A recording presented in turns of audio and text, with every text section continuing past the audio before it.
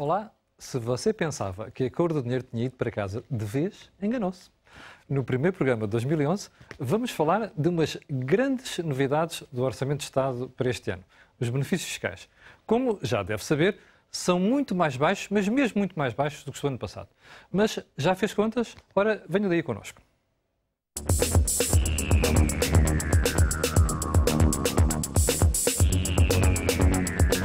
O novo orçamento traz grandes, mas olhe que são mesmo grandes, alterações aos benefícios fiscais.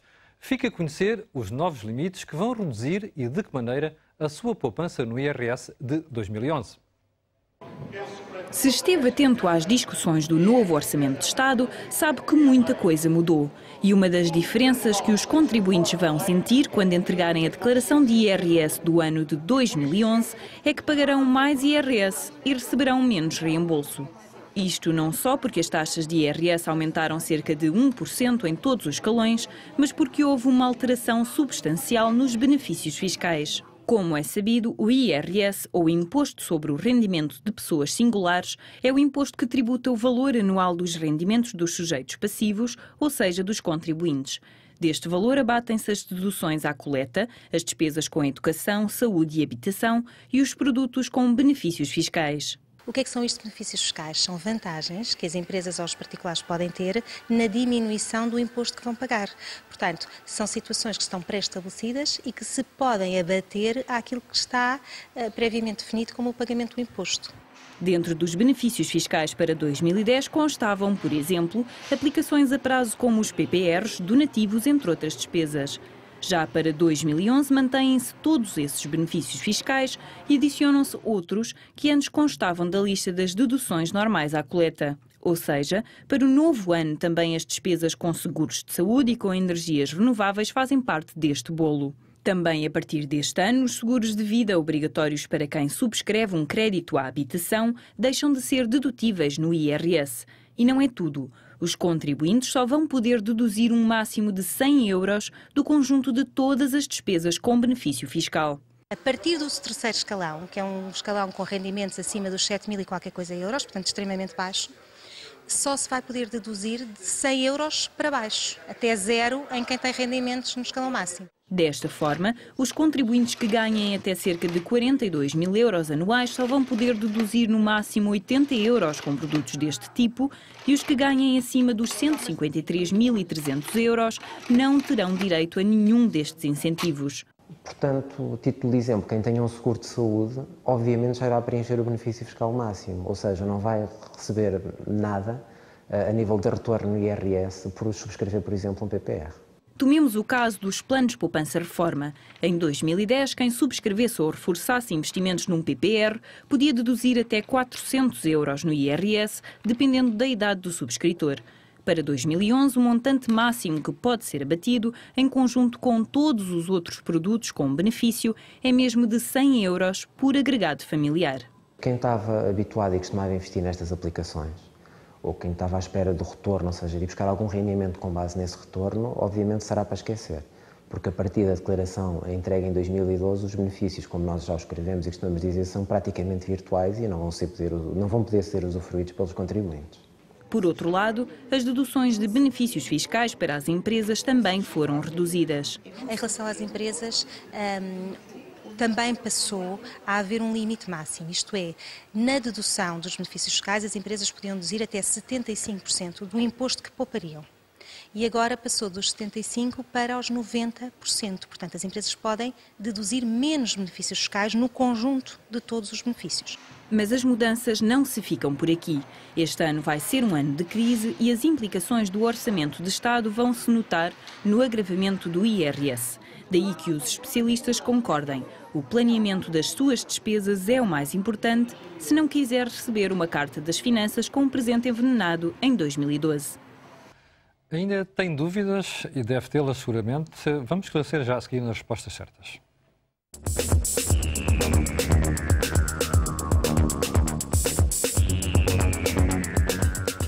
E temos hoje connosco dois eminentes fiscalistas, Tiago Caiado Guerreiro e Rogério Fernandes Ferreira, que nos vão tentar explicar como é que isto vai ficar em 2011. Meus senhores, muito obrigado por terem vindo cá com o dinheiro. Obrigado. Tiago, vou começar por si. Isto estava aqui a olhar para as tabelas, é um assalto. É um assalto. Nós basicamente deixamos de ter deduções à coleta e benefícios fiscais.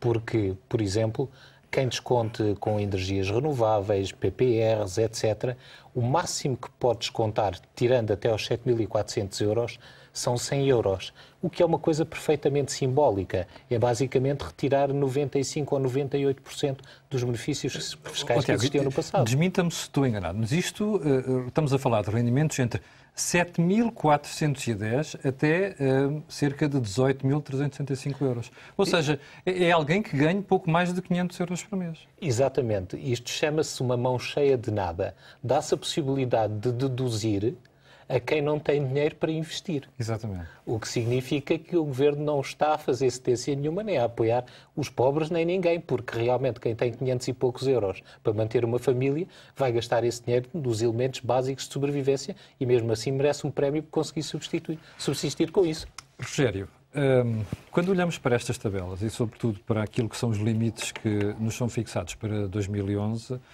ficamos com uma conclusão. Aliás, até é chocante. Eu estava ali a ver aquele exemplo dos PPR, por exemplo.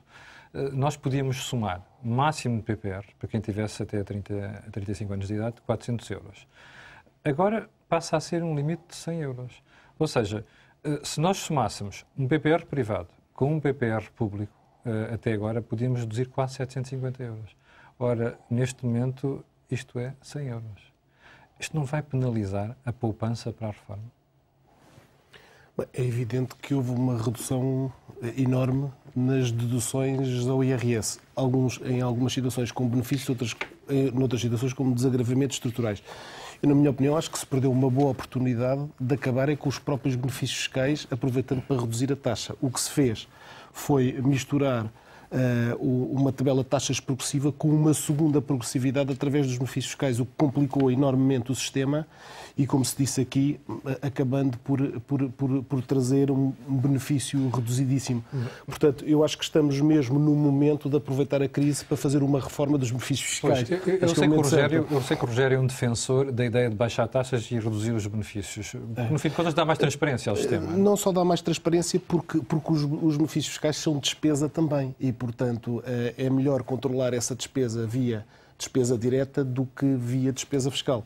E, portanto, há várias razões que, teoricamente, justificam que os benefícios sejam reduzidos no mínimo.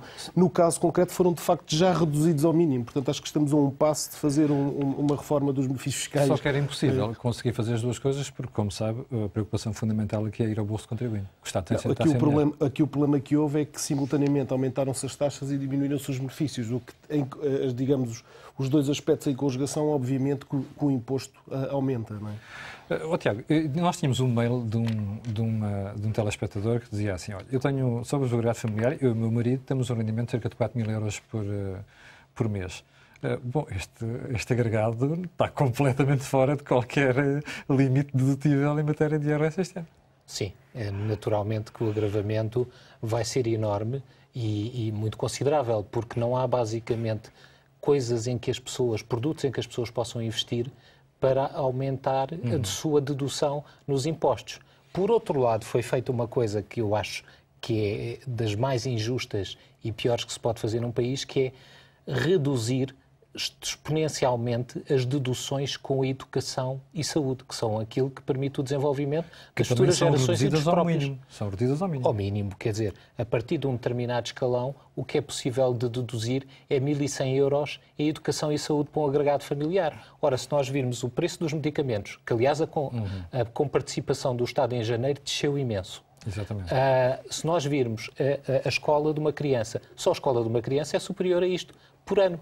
Aliás, é superior a isto por alguns meses.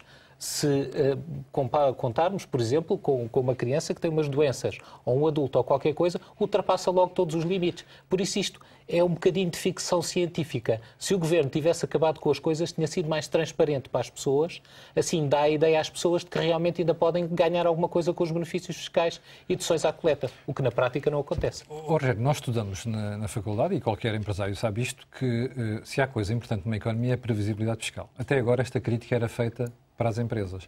Bom, parece que também chegou aos particulares. De facto tem razão. O IRS complexificou-se de uma maneira muito grande com estas medidas.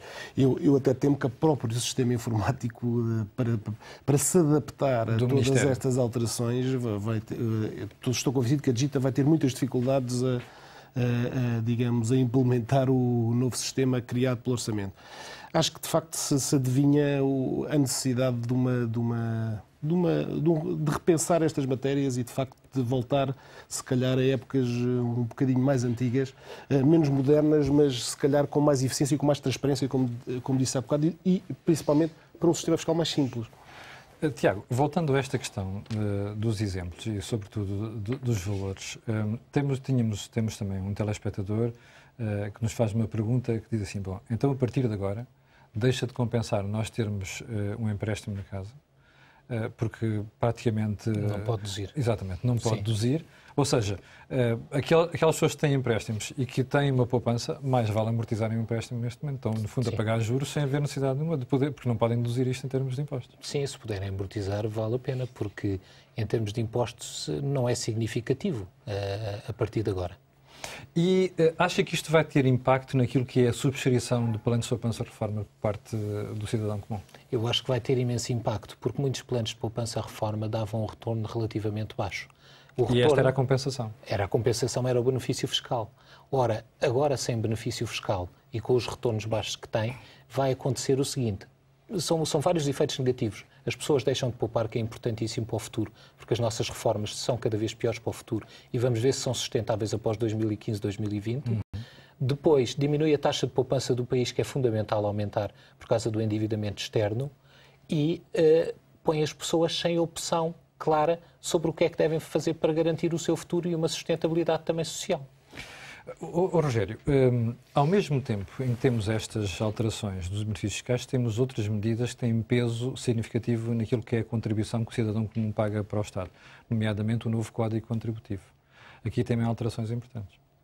Eu acho que a tendência do novo regime contributivo vai ser precisamente o do alargamento também da base de incidência da Segurança Social. Ou seja, há um cerco do lado dos impostos e há um cerco das contribuições para a Segurança Social. Portanto, vai naturalmente, a tendência vai ser naturalmente a de assimilar a base de incidência da Segurança Social à base de incidência do IRS. E, nesse sentido, há um alargamento e há também um agravamento por esse intermédio. Isto sem falar nos aumentos das taxas em algumas situações. Muito bem, mas isto não vai ter consequências a nível do emprego? Ou seja, estamos no ano em que as empresas precisavam de contratar e estamos a complicar mais o emprego para as empresas. Estamos com problemas de déficit que têm que ser vistos.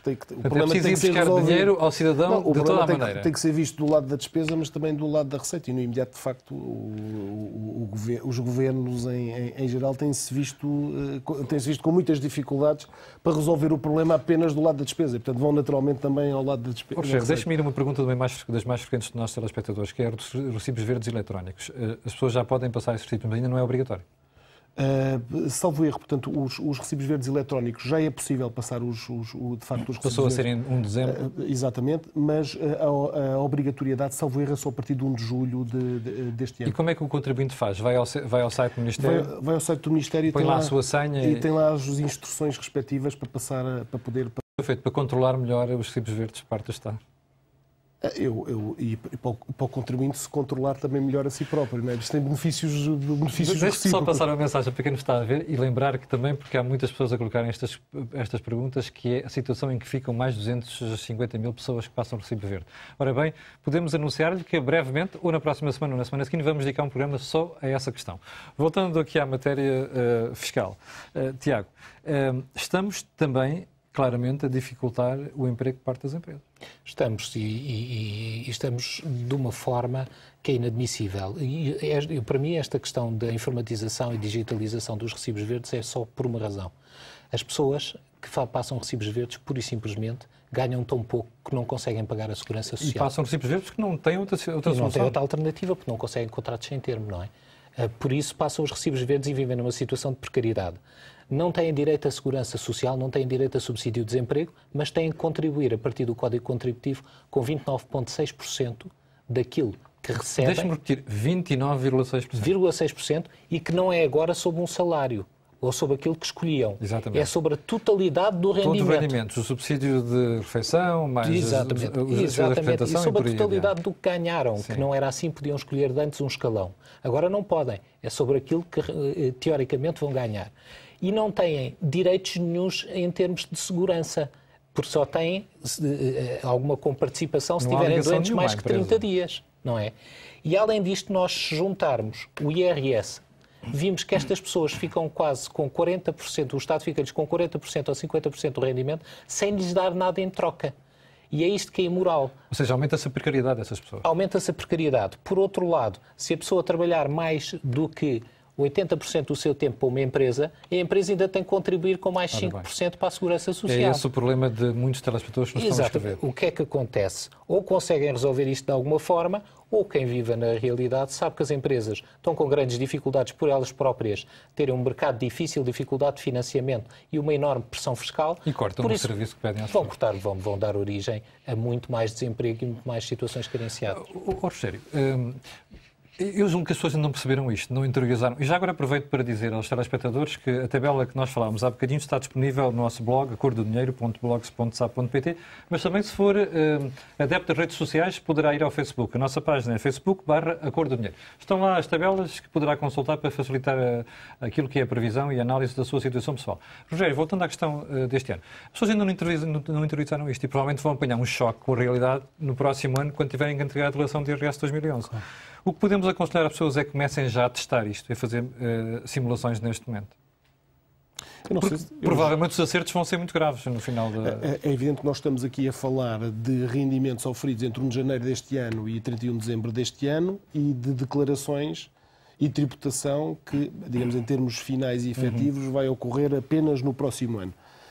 É evidente que o que estamos aqui a discutir são as regras que se vão aplicar aos rendimentos oferidos durante este ano. Portanto, as pessoas podem... Daí a necessidade de anteciparem e fazerem as simulações. Devem já ir estudando as regras para se irem preparando, como é óbvio, não é? Tiago, este é o recado também e é o conselho que dá às pessoas. Eu acho que isso é muito depressivo, não é? Porque provavelmente o que vai acontecer às pessoas é que não vão receber um cheque, vão receber uma carta das finanças que lhes vai pedir mais dinheiro. Ou seja, vai ser um enorme choque para as Estado. pessoas. Por isso mesmo. Tiago Guerreiro, José Fernandes Ferreira, muito obrigado por terem vindo à Acordo do Dinheiro. Ficou esclarecido? Olha, não se esqueça que em colaboração com o Exchange damos todas as respostas de que necessita. Para tal, basta apenas enviar um e-mail para cordodinheiro@sap.pt. Aproveite e deixe também sugestões para os próximos programas no nosso blog, acordodinheiro.blogs.sap.pt. Nós queremos saber o que pensa do programa e, sobretudo, daquilo que lhe interessa que tratemos aqui neste espaço.